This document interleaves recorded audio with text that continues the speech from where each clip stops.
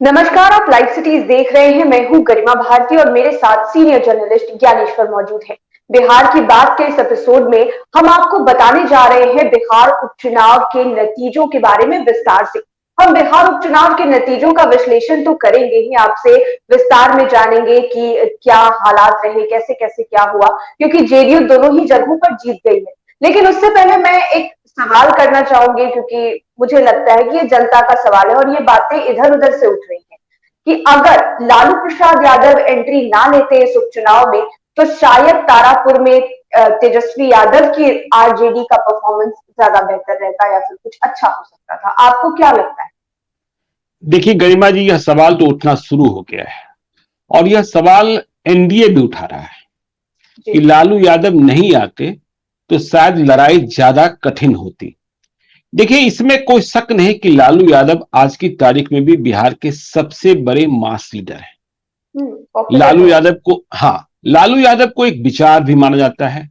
लालू यादव एक शब्दकोश भी है, जिनके शब्दकोश से भग चुनहर और लागल लागल झुलनिया में धक्का बलम चला कलकत्ता जैसे शब्द निकलते हैं, जैसे वाक्य निकलते हैं। लेकिन मास लीडर हैं जरूर, लेकिन भीड़ अब वोट में तब्दील होती नहीं दिख रही है। ये बड़ा सवाल है, ठीक है ना। अब ये बड़ा सवाल क्यों है? देखिए, बिहार की बात में हम लगातार कहते हैं और बिहार की जमीनी सच्चाई भी यही है कि बिहार में दो तरह के वोट है। दो तरह के वोट क्या है? एक लालू के पक्ष में और एक लालू के खिलाफ। हाँ, तो देखिए, लालू यादव 2020 के विधानसभा के चुनाव के वक्त नहीं थे और तेजस्वी यादव ए टू जेड की बात कर रहे थे। कितना जमीनी तौर पर कर रहे थे ये दूसरी बात है, लेकिन वे इस तरीके से मुसहर और क्या चमार और ये इस तरीके से बातें गाय चराने वालों, भैंस चराने वालों, बकरी चराने वालों नहीं कर रहे थे। वे पढ़ाई लिखाई, दवाई, कमाई, ये सारे मुद्दे उठा रहे थे, भ्रष्टाचार का मुद्दा उठा रहे थे। लेकिन आपने देखा कि 2021 का जैसे ही बिहार विधानसभा का उपचुनाव आया और तेजस्वी यादव जंग में कूदे, तेजस्वी यादव नई सोच के और कह भी रहे हैं और बता भी रहे थे लोगों को। 2020 के चुनाव के वक्त से ही उन्होंने कहना शुरू किया था कि उस पुराने दौर को भूलिए, मैं नए जमाने का हूं, नई सोच का हूं, ये नारा भी था। नई उम्मीद लेकर आया हूं। तो जो लड़ाई थी वो लड़ाई आपने देखी 2020 की बिहार विधानसभा का चुनाव का, कि आरजेडी सत्ता में नहीं आई लेकिन 75 सीटों के साथ सबसे बड़ी पार्टी बनी। हालांकि इसका डिटेल एनालिसिस भी कभी हम करेंगे कि इसमें चिराग फैक्टर की कितनी भूमिका रही। तो अब ये हुआ कि 2021 का जो ये तारापुर और कुशेश्वर स्थान का उपचुनाव आया, तो आरजेडी ने ये समझ लिया कि इन दो सीटों को जीतकर हम बिहार में तख्ता पलट कर देंगे। वो समीकरण जोड़ा, हाँ, खेला कर देंगे, खेला हो गए। तो वो जोड़ा गया कि 110 तो मेरे पास हैं, 110 तो मेरे पास हैं, 5 ओवैसी हो जाएंगे, फिर 4 इधर उधर हो जाएंगे और इसके बाद खेला हो जाएगा। 122 का जो मैजिकल फिगर है वो तो लालू यादव को बुला लिया गया। लालू यादव आते ही, या यूं कहें कि जैसे ही टिकट बटा, आपने देखा कि कुशेश्वर स्थान में कांग्रेस की सीट छीनी गई। कांग्रेस हारी थी, लेकिन अशोक राम कई बार चुनाव जीते भी थे। अशोक राम उस तरीके से हल्ला नहीं काटते हैं जैसे आरजेडी के नेता काटते हैं, इसीलिए उनके साथ ब्राह्मण मतदाता भी जुड़ जाते थे। लेकिन लालू यादव अपने ही तेवर में और अपने ही लय में टिकट वितरण के दिन से ही उन्होंने गणेश भारती, जो कुशेश्वर स्थान में उम्मीदवार बनाए गए, उनकी पहचान इस रूप में नहीं कराई कि वे नेता कैसे हैं, वे कार्यकर्ता कैसे हैं। पहचान इस रूप में कराई कि वे मुसहर जाति के हैं। और मैंने मुसहर, हाँ, और मैंने मुसहर के लिए क्या क्या किया है। मैंने मुसहर को हेलीकॉप्टर पर चढ़ाया, तो वहीं से खेला। और जब वे पटना के लिए प्रस्थान किए तो भगचोलहर, एक नया, मैंने कहा ना, उनके पास शब्दकोश है, ठीक है, जिस पर आप हंस सकते हैं, जिस पर आप गुस्सा जाहिर कर सकते हैं, जिस पर आप प्रतिक्रिया दे सकते हैं, जिस पर आप समर्थन में खड़े हो सकते हैं, विरोध में खड़े हो सकते हैं। तो जैसे ही लालू यादव इस उपचुनाव के मैदान में आए, तेजस्वी यादव पढ़ाई लिखाई, दवाई, कमाई, बेरोजगारी की बातें कर रहे थे। तो लालू यादव के अवतरण के साथ ही, लालू यादव की आपने रैली देखी, जिसे कहा गया कि रैला की तरह होगा कुशेश्वर स्थान और तारापुर में। तो लालू विरोधी जितने मत थे वो सारे के सारे मत इकट्ठा हो गए कि अरे फिर से लालू यादव, फिर वही जमाना, फिर वही राजपाट। और एनडीए के नेताओं को कहने का मौका मिल गया। लालू यादव ने कह भी दिया कि हम विसर्जन कराने आए हैं, विसर्जन करने आए हैं। तो लालू यादव ने अपनी शैली और अपनी भाषा में कहा। अब जेडीयू को मौका मिल गया कि देखिए विसर्जन की बात क्या कह रहे हैं। नीतीश कुमार ने कह दिया कि हत्या ही, गोली ही मरवा दें, वो जो कर सकते हैं। तो ये जो माहौल बना ना, तो इस माहौल के बाद वोटों का ध्रुवीकरण, जो खामोश मतदाता थे, जो कांग्रेस को भी कुछ दे देते थे, कुछ निर्दलीय उम्मीदवारों को भी दे देते थे, उन्हें लगा कि लालू को हमें रोकना है किसी भी कीमत पर। तो वो सारे के सारे गोलबंद हो गए। और इस गोलबंदी का फायदा यह हुआ कि देखिए तारापुर की लड़ाई कठिन हुई, इसमें कोई शक नहीं है। अंतिम पारी तक आरजेडी ने वहां लड़ा, लेकिन अंतिम पारी तक 2020 में जयप्रकाश नारायण यादव की बेटी दिव्या प्रकाश भी लड़ रही थी। आपने एक नया प्रयोग किया था, यादव को टिकट न देकर आपने वैश्य जाति को उम्मीदवार बनाया। वैश्य के मत मिले भी, इसमें भी कोई शक नहीं है, लेकिन लड़ाई आप जीत नहीं पाए। जो जीता वही सिकंदर कहलाता है। तो आपकी जो ताकत है, और मैंने कहा ना मास लीडर है, भीड़ के नेता है, तो अब वो जमाना चला गया गरिमा जी कि आप लाठी के बल पर, ताकत के बल पर चुनाव जीत लेंगे। और 2005 के बाद 2021 में है, तो 16 साल तो ऐसे ही हो गए। तो 2003 में जो जन्म लिए हैं, 2002 में जो जन्म लिए हैं, 2001 में जन्म लिए हैं, 2000 में जन्म लिए हैं, वे मतदाता हैं। तो उन्होंने वो कार्यकाल नहीं देखा है, तो उन्हें याद कराया जाता है। और आज, हाँ बिल्कुल, उन्हें याद कराया जाता है।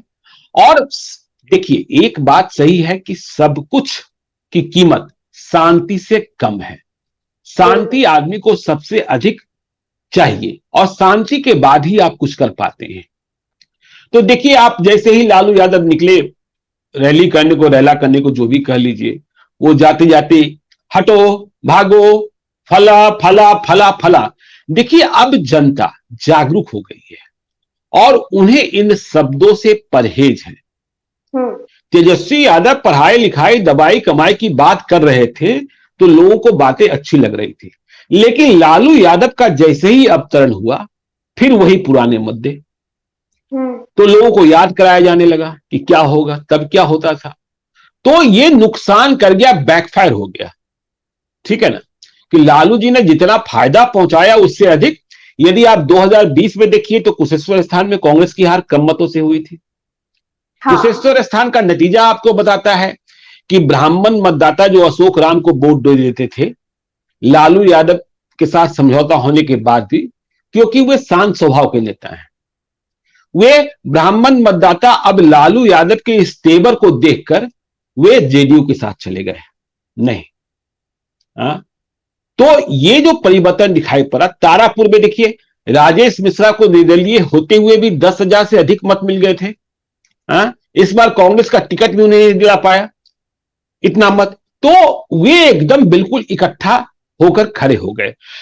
और देखिए एक बात आपको, सामाजिक परिवर्तन जो लालू यादव कहते हैं कि हमने मानसिक गुलामी से आजादी दिलाई पिछड़ों, तो वे गलत नहीं कहते हैं, इसमें कोई शक नहीं है कि आजादी उन्होंने दिलाई, आवाज उन्होंने दी, लेकिन आवाज और आजादी के अलावा कुछ नहीं मिला। और यदि आज की हकीकत समझिएगा तो देखिए 1990 के पहले जो शैली, जो भाषा, जो कदकाठी, जो बॉडी लैंग्वेज और जो रंगई भूमियार और राजपूत जाति ब्राह्मणों की दिखती थी, वह आज यादवों की दिखती है। ठीक है ना, यादव भी आज की तारीख में सामंती हो गए हैं, इसमें कोई शक नहीं, यह बात मानी जानी चाहिए। तो अब इस सामंती मानसिकता का फायदा नीतीश कुमार उठाते हैं। आप चौक चौराहे पर देखिए, अब जैसे ही कुछ होता है, फला फला फला फला फला फला फला, तो अब ये देखिए, भूमियार भी मान लीजिए दबंग है, राजपूत भी दबंग है, ब्राह्मण भी दबंग है, यादव भी दबंग है, अपने क्षेत्र में कुर्मी भी दबंग हो गए। तो इनसे दबी और कुचली हुई जातियां कौन है? तो उनके लिए अब ये लगा कि भाई 1990 में भूमियारों और राजपूतों और ब्राह्मणों की जो रंगदारी थी वो खत्म कर दी गई, तो अब उनकी आवाज उस तरीके से नहीं। हाँ हाँ, लेकिन 2005 तक जो दौर चला इसमें यादव, और जब तक लालू यादव है, यादव अपने को शेर मानते हैं, शेर हैं भी। तो देखिए, आपको शेर होना पड़ेगा समाज के लिए, आपको शेर होना पड़ेगा विकास के लिए, आपको शेर होना पड़ेगा तरक्की के लिए, आपको शेर होना पड़ेगा शांति के लिए, आपको शेर होना पड़ेगा स्टेट के लिए। आज आप देखिए नीतीश कुमार की ही प्रतिक्रिया देख लीजिए, देखिए फर्क कहां आता है। नीतीश कुमार जी, मैं आपको पूछना भी चाह रही थी कि बात यहाँ पर शुरू से ही, जब से लालू यादव की एंट्री हुई, तो आपने खुद भी कहा कि अब जो लड़ाई है लालू और नीतीश की हो गई है, और अंत में जेडीयू जीती, नीतीश कुमार जीत गए। तो कहा जाता है ना कि नेचर और सिग्नेचर के बारे में, कि इंसान का कभी बदलता नहीं है। तो क्या फर्क है लालू यादव और नीतीश कुमार में? लालू यादव को भी लोग पसंद करते हैं, उनको सुनने जाते हैं, लेकिन वोट्स नीतीश कुमार को मिल जाते हैं। फिर व्यवहार में, स्वभाव में क्या फर्क है? देखिए, फर्क यही है कि लालू यादव का जब प्रेजेंटेशन होता है, हटो भागो फला करो, रैली में गए तो क्या उन्होंने लागल लागल झुलनिया में धक्का, बलम चला कलकत्ता। हाँ, और नीतीश कुमार क्या कहते हैं? मालिक तो जनता है। नीतीश कुमार क्या कहते हैं? मेरे लिए जनता मालिक है, उनके लिए परिवार मालिक है। तो देखिए, इस तर्क को आप कैसे, क्या बोलता है, खारिज कीजिएगा।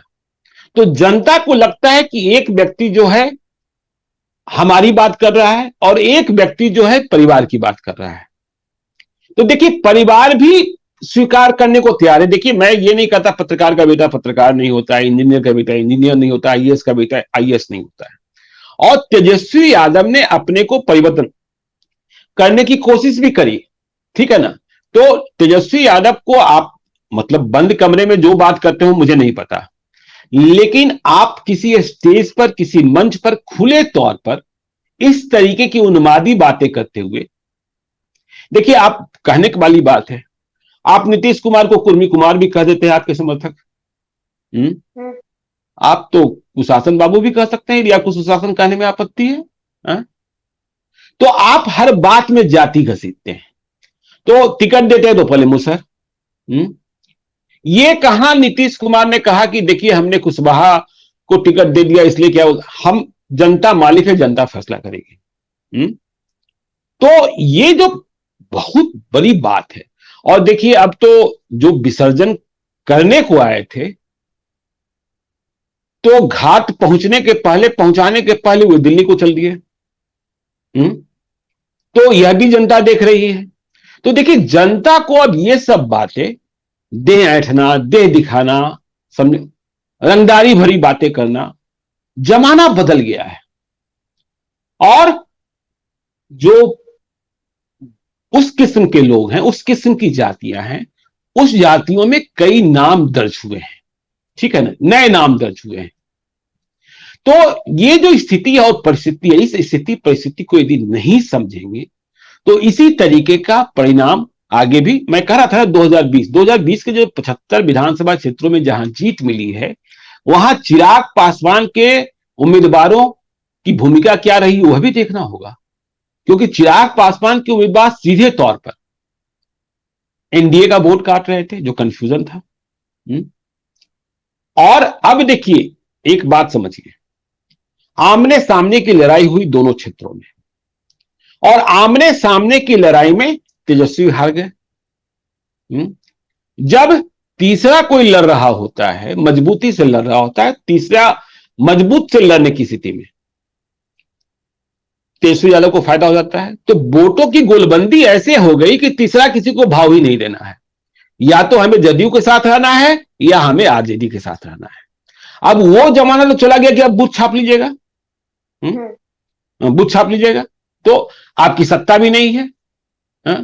और आपने यह भी देखा, देखिए हम ये कह रहे हैं, हम इसको मानते भी हैं कि जो माइक्रो मैनेजमेंट और जिस तरीके के धन का व्यय हुआ है इस उपचुनाव में, वह कल्पना से परे है। किसी विधानसभा के उपचुनाव में इतना हेलीकॉप्टर किसी ने नहीं उड़ाया था।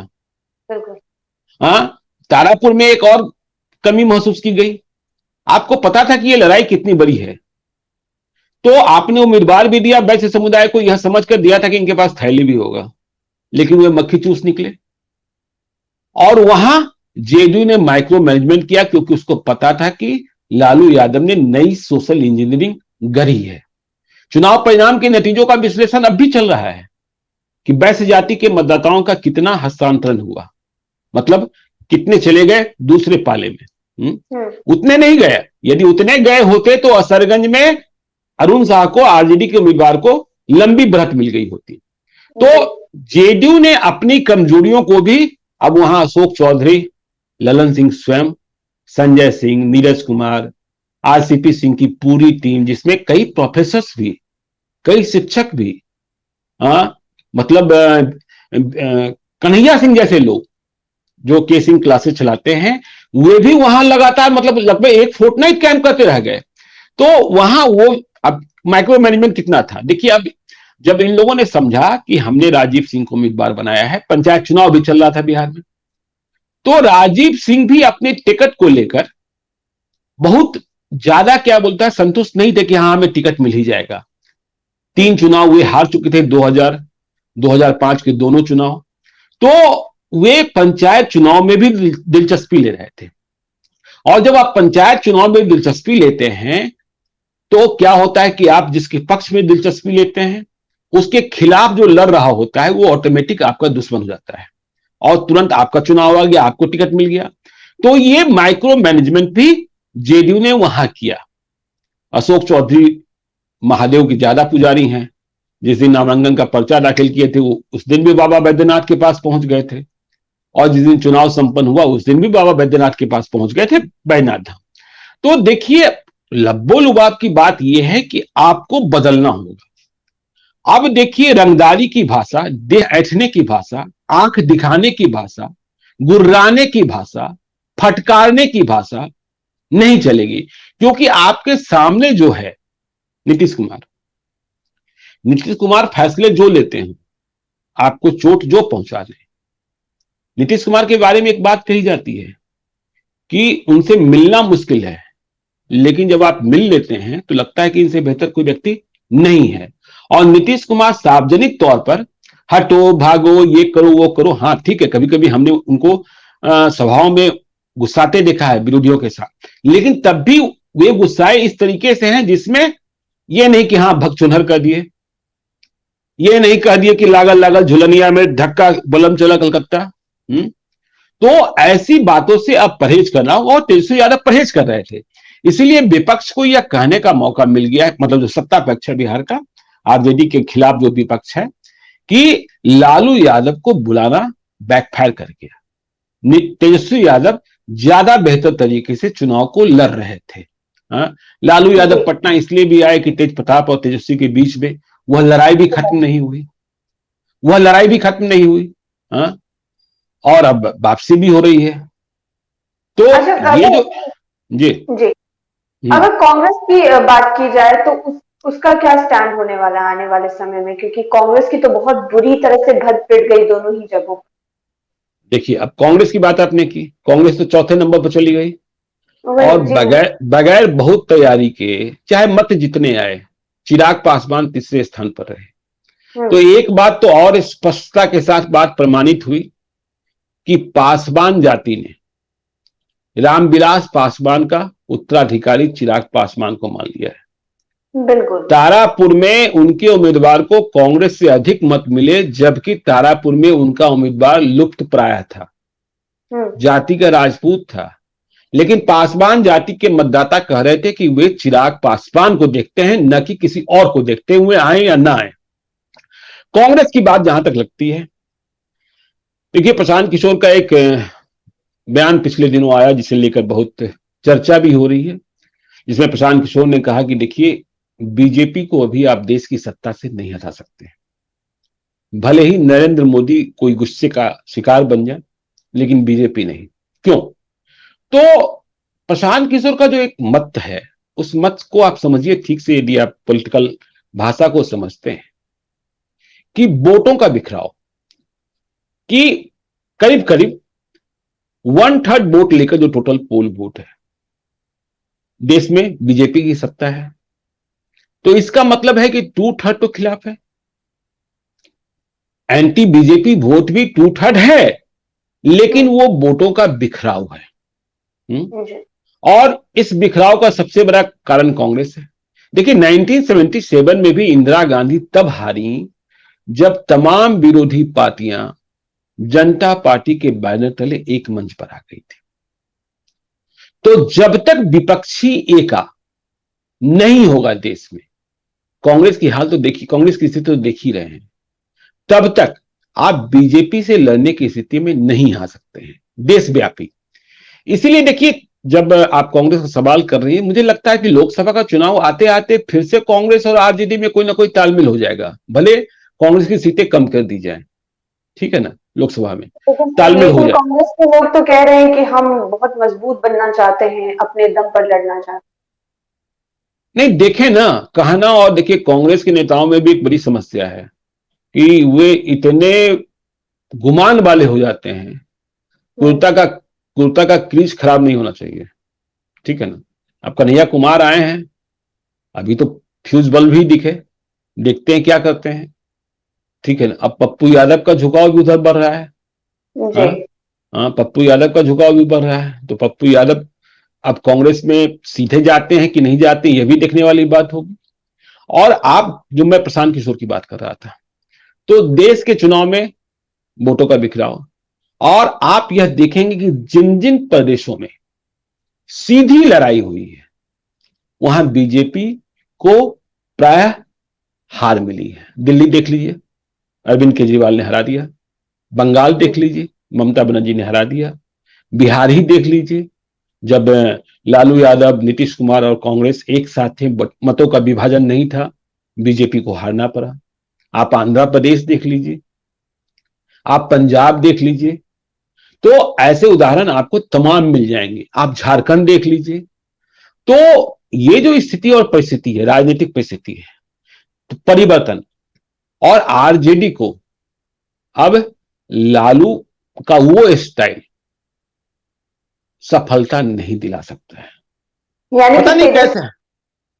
हाँ बिल्कुल, पता नहीं कैसे। देखिए, आपने देखा था कि बिहार विधानसभा चुनाव 2020 के दौरान तो लालू की तस्वीर ही हटा दी गई थी, लेकिन अभी उन्हें नए अवतार के रूप में फिर ला दिया गया, और परिणाम यह हुआ कि वोटों की गोलबंदी ऐसी हो गई। जब वोटों की गोलबंदी हो जाएगी, आमने सामने की लड़ाई हो जाएगी, तो जीत हार इसी रूप में दिखाई पड़ेंगे गरिमा जी। जी, एक अंतिम सवाल, तेजस्वी यादव का आपको क्या लगता है कि आगे क्या स्टैंड होने वाला है, क्या कुछ करने वाले हैं, क्या करना चाहिए या? देखिए, इसमें तो कोई शक नहीं कि राजद सबसे बड़ी पार्टी है, और जी। इसमें कोई शक नहीं कि राजद के पास सबसे ज्यादा आधार वोट है। हम्म। नीतीश कुमार चेहरा है। नीतीश कुमार के पास सभी जातियों का सम्मिश्रण वोट है, कुछ इधर हम्म। से, कुछ उधर से, कुछ इधर से, कुछ उधर से, ठीक है। कुर्मी कुशवाहा उनके पास भी है, लेकिन अकेले यादव सब पर भारी हो जाते हैं, और उनके साथ तो मुसलमान भी। हाँ? तो तेजस्वी यादव जो बात कहते हैं A to Z की, और तेजस्वी यादव जो बात कहते हैं रोजगार, दवाई, कमाई, पढ़ाई लिखाई, अभी उन्होंने एक बात कही है कि हम बेरोजगार रैला करेंगे। देखिए, मेरा हम्म। मानना है कि उनको ईमानदारी से करना चाहिए, बिल्कुल। और बेरोजगार रैला को बेरोजगार रैला ही रहने दें, उसको लाठी रैली मत बनावें। ऐसा नहीं कि उसमें आरजेडी के वैसे वर्कर्स जो वही, मतलब कहीं लौंडा नाच या कहीं फला नाच या फला नाच, वे लोग ना करें। यदि उन्होंने बेरोजगार रैला कर दिया और बेरोजगारी को मुद्दा बना दिया, तो वे सचमुच आरजेडी को एक ऐसी पार्टी बनाकर ले जाएंगे जिसमें सभी जातियों का समर्थन और सहयोग मिलेगा, क्योंकि बेरोजगारों की कोई जात नहीं होती है, रोजगार सबों को बिल्कुल। चाहिए। और रोजगार को लेकर देश परेशान है, महंगाई को लेकर देश परेशान है, इसमें भी कोई शक नहीं है करीब। और हमारे देश में तो सबसे बड़ी जाति जो बोले वो तो छात्र ही है, सबसे बड़ी जमात, सबसे बड़ी जाति। हाँ, इसमें क्या शक है, इसमें क्या शक है? हाँ, छात्र का सम्मान यदि आप मुद्दा उठा लें और एक रोड मैप तैयार करें तो आप पहली बात तो सफलता पा सकते हैं। बिल्कुल। तो बिहार की बात के इस एपिसोड में आपने जाना कि कैसे कैसे क्या क्या फैक्टर्स काम कर रहे थे तारापुर में और कुशेश्वर स्थान में, और जो चर्चा चल रही थी लालू प्रसाद यादव के बिहार आने को लेकर की कहीं ना कहीं वो कारण रहे आरजेडी की हार को लेकर, और आगे तेजस्वी यादव को क्या करना चाहिए क्या नहीं करना चाहिए, तमाम बातें आपने जानी। ये भी जाना कि अब जनता का मूड क्या कहता है, पुराने दिन किसी को नहीं चाहिए, अच्छे दिन की बात हमेशा जनता करती है, अच्छे वाले अच्छे दिन चाहिए, और जो पुराना दौर याद कराया जाता है उससे सभी को छुटकारा चाहिए। शायद इसलिए एक बार फिर से आपने देखा कि उपचुनाव के नतीजे किस तरह के आए हैं। इसी तरह की जानकारियों के लिए, खबरों के लिए आप हमारे साथ जुड़े रहिए, हमारे चैनल को सब्सक्राइब कीजिए। ये वीडियो फेसबुक पर देख रहे हैं तो पेज को लाइक करें, साथ ही साथ हमें ट्विटर पर जरूर फॉलो करें। धन्यवाद।